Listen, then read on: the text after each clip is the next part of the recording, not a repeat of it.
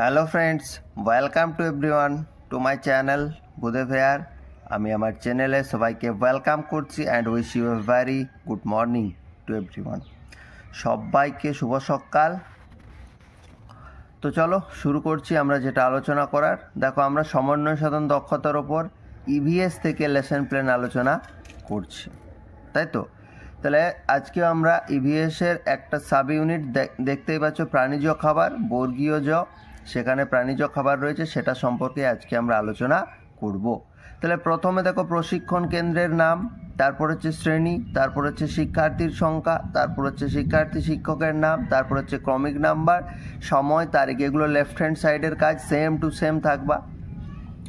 তারপর হচ্ছে ওদিকে আমাদের রাইট হ্যান্ড সাইডে চলে যাবে বিষয়। বিষয় কি? দেখো, আমাদের পরিবেশ, একক, খাদ্য, উপ এককগুলো আমি জাস্ট একবার গো থ্রু করবো। উপ একক হচ্ছে জীবের জলের রহস্য, তারপর হচ্ছে শাক পাতার খোঁজ খবর, তারপর হচ্ছে খাদ্যের ভালো মন্দ, তারপর হচ্ছে অনেক রকম শাক সবজি, তারপর হচ্ছে শাক পাতা তরকারি খাওয়া খুব দরকারি। তারপর আমরা চলে যাব ফল খাওয়ার সুফল, তারপর হচ্ছে যেসব খাবার ফল নয়, তারপর হচ্ছে প্রাণীজ খাবার, যেটা আজকে আমাদের আলোচ্য বিষয়।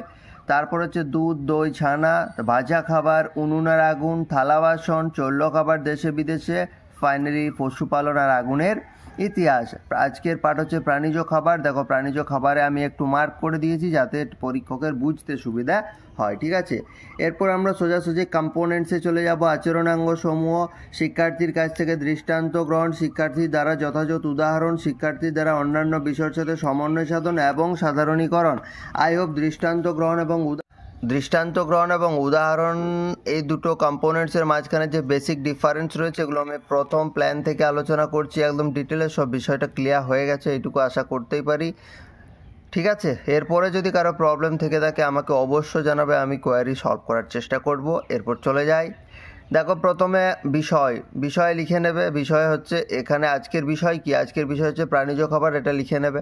তারপর হচ্ছে শিক্ষকের আচরণ সেম জিনিস। শিক্ষক মহাশয় প্রথমে শ্রেণীকক্ষে প্রবেশ করে শিক্ষার্থীদের সঙ্গে কুশল বিনিময় করে তাদেরকে যথাস্থানে বসতে বলবেন। শিক্ষার্থীরাও শিক্ষক মহাশয়ের সাথে কুশল বিনিময় করে তার নির্দেশ মতো যথাস্থানে শৃঙ্খলাবদ্ধ হয়ে বসে পড়বে। এরপর শিক্ষক মহাশয় পাঠ্য বিষয় সম্পর্কিত ছবিটি শিক্ষার্থীদের দেখাবেন এবং নিম্নলিখিত প্রশ্নগুলো করবেন।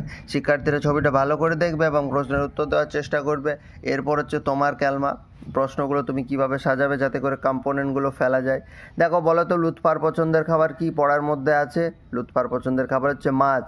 যেহেতু পড়ার মধ্য থেকে ডাইরেক্ট আনসার পেয়ে যাচ্ছ, শিক্ষার্থীর কাছ থেকে দৃষ্টান্তগ্রাম। আচ্ছা, তাহলে তোমরা যেহেতু মাছের প্রসঙ্গ পেলাম, তোমরা কোন কোন মাছের নাম জানো বলো দেখি? রুই জানি, কাতলা জানি, মাগুর, ইলিশ ইত্যাদি আরও অনেক ধরনের মাছের নাম জানে ছাত্রছাত্রীরা। এটা হয়ে গেল শিক্ষার্থীর দ্বারা যথাযথ উদাহরণ, ঠিক আছে? তারপর হচ্ছে মাছের ইংরেজি প্রতিশব্দ তোমরা বলতে পারবে? হ্যাঁ স্যার পারবো তো, ফিশ। তাহলে ইংরেজি বিষয়ের সাথে সমন্বয় সাধন হয়ে গেল। তাহলে আজকের পাঠ থেকে কি কি শিখলাম?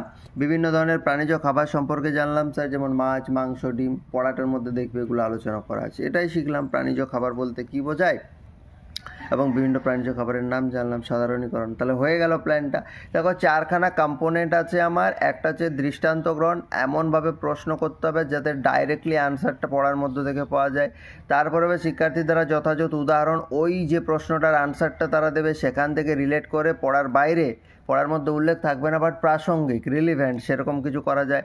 তারপর পড়ার মধ্য থেকে যে কোনো একটা প্রসঙ্গের ইংরেজি, বা তুমি যেমন আমি আগের দিন সংখ্যা দিয়ে অঙ্কের সাথে তুলনা করেছিলাম, আজকে ইংরেজি, তাহলে ইংরেজির সাথে তুলনা করলাম, ওই বিষয়ের সাথে সমন্বয় সাধন। আর আজকে কী কী শিখলাম হয়ে গেল সাধারণীকরণ, ঠিক আছে? তো আই হোপ বোঝাতে পারলাম।